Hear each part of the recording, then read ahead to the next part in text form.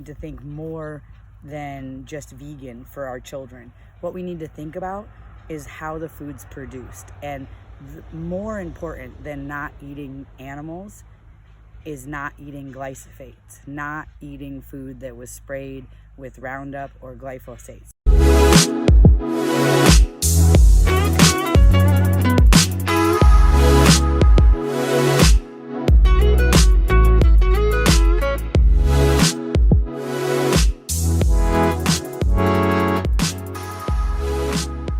Someone asked me, is it hard to be a vegan mom?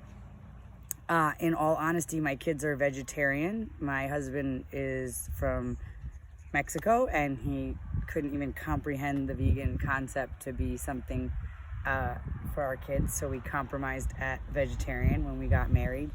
And when we're out in the world, they only eat vegan food, but at home they do eat eggs from our chickens here on the farm. And I think it's definitely easier now. My mom raised me vegan, and that was 40 years ago. And I remember being so sad at birthday parties with the little granola cracker in the corner. And now it's like people got a gluten-free cake and a vegan cake and a regular cake at people's birthday parties.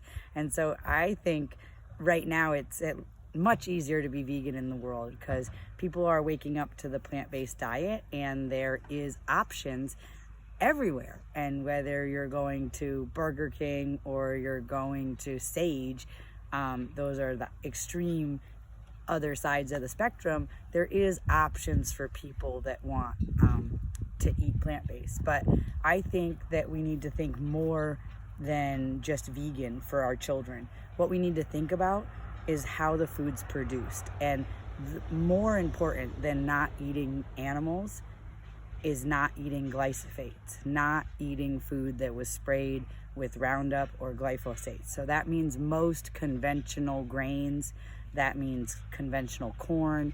Those are the things that are going to change our children's DNA and act as antibiotics with their gut biome and really harm them and generations to come. So if you have to choose between organic or vegan, right now, this is a life or death situation. Do not let your children eat conventionally grown food that has been sprayed with glyphosate, and that is all conventionally grown grain.